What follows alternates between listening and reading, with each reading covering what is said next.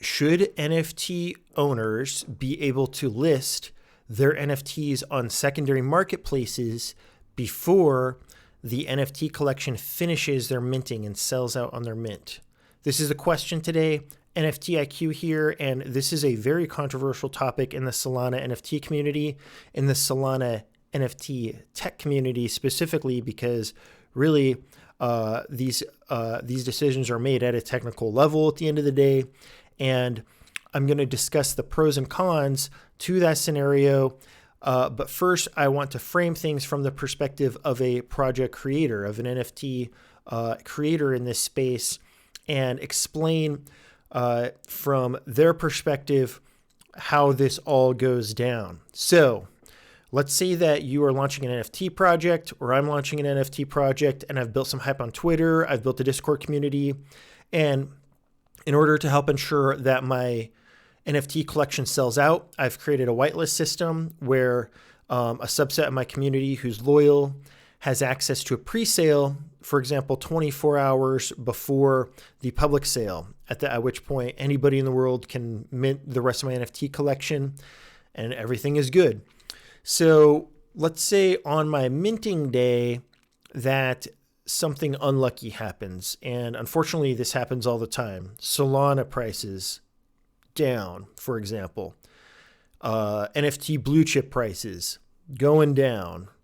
Solana network issues, God forbid. That happens sometimes. Bad for NFT projects. Bad press.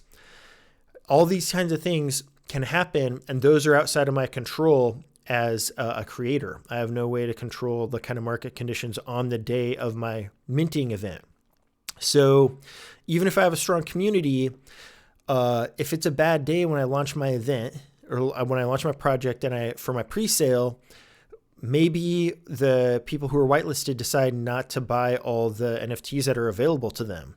And that is going to cause some uncertainty for the people in the public sale the next day, because they're going to go, wait a second, if the pre-sale didn't sell out, then why would I buy one of these?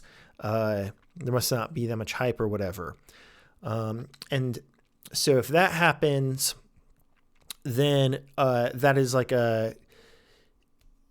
things can go two ways, right? The public sale can open up, everything can go well, collection continues to sell out, and then floor price goes to the moon, or at least stays steady, and you have a successful NFT project, you've earned your money, and now you have your own NFT startup, which is super cool. Or things could go the other way, where project doesn't sell out, and then people start listing their NFT on Magic Eden, on OpenSea, whatever, and they list below the price of the mint fee.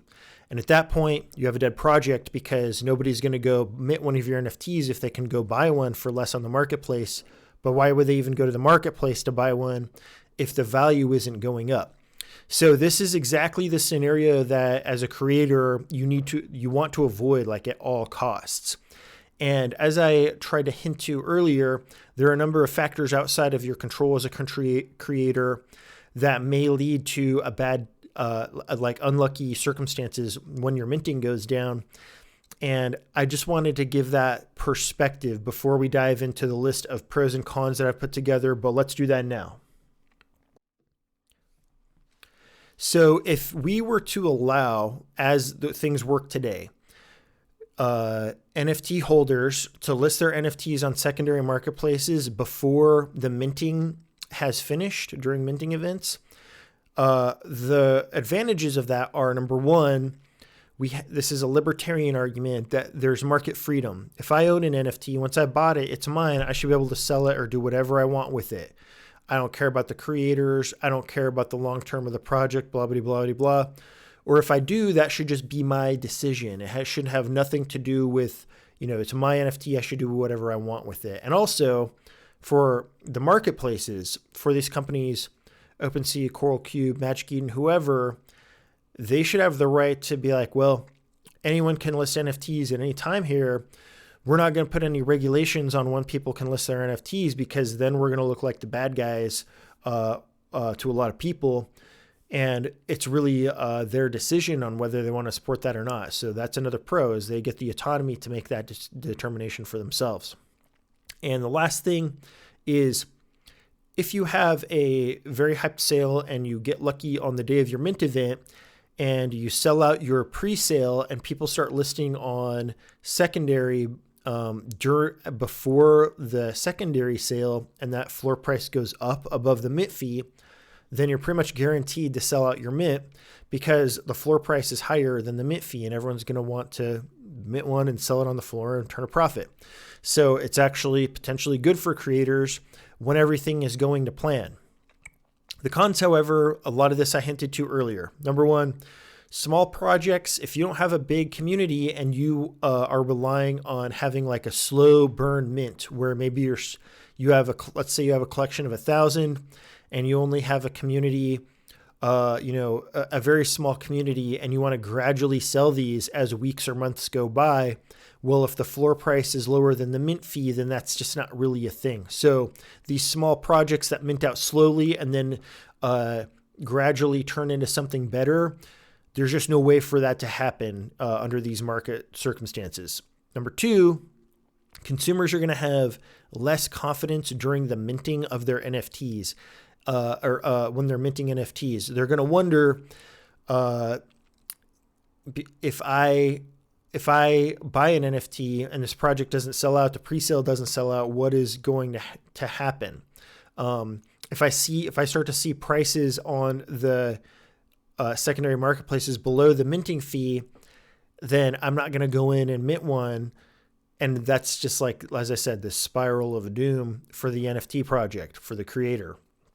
Number three, it really increases the dependency on whitelisting successfully for NFT startups. And whitelisting is kind of a whole conversation in and of itself, obviously, but this essentially ensures that you need to have like a group of people and who are highly committed to whitelist and sell out like a good chunk of your supply during the pre-sale to prove that has value before, so that when that community buys and then they list on secondary, the price is higher than the minting fee. And of course, every project wants to do that, but not every project can do that. And not every good project, honestly, can do that. So, these are the pros and cons, and I will give you my perspective on this here in a second. So this is a complicated topic, obviously, and I think that there are legitimate arguments to be had on either side. Personally, I stand on the side of the creators. It's just my personal opinion that I think that if NFT projects are, they cannot sell out. Let's see, if a NFT owner can't list their NFT on a secondary market until after a minting event is done, then I think that creates overall an advantage for the creators and also an advantage for the holders of the NFT. Because as someone who mints an NFT, I don't want the project to fail either. I don't want people to start listing below the minting price either. So I think that if we wait until minting has finished before we allow the secondary marketplaces to list those NFTs, it provides big advantages to the creators and the purchasers, the consumers, the buyers, the hodlers of NFTs. I think it's better for both overall. However, there is an alternative approach here that's kind of like a middle ground that I think we should be talking about. So this middle ground would be a time-based system rather than a minting supply sellout system. So let's say that you can, secondary marketplaces, they allow NFT holders to list their NFTs even if the mint's not sold out, but 48 hours has to go by since the mint went live, or 72 hours or a week or whatever. So that gives the creators a lot of time to try and build hype and create value and bring more consumers into their project to sell out on the mint. Even if they don't sell out like immediately during their pre-sale and immediately during their public sale or whatever, it buys them some time to sort things out And hopefully for whatever if there's unlucky events on the minting day, that can kind of just get like, flushed away. And then more buyers can come in and have more confidence about the project because the floor price isn't dumping in the meantime. So I think that if minting started and then we waited like a fixed period of time, like 72 hours before they were listed on the NFT marketplaces, or maybe a longer, maybe a full week, this is all just open conversation. That kind of has that encompasses the advantages of both scenarios, of both ways that this could go. So what do you think of that idea? I'm really curious what the community thinks about this. And I know I try and probe you for comments all the time, but this one, I think there's some meaningful conversation to be had. So hit me up in the comments and I will see you in the next video.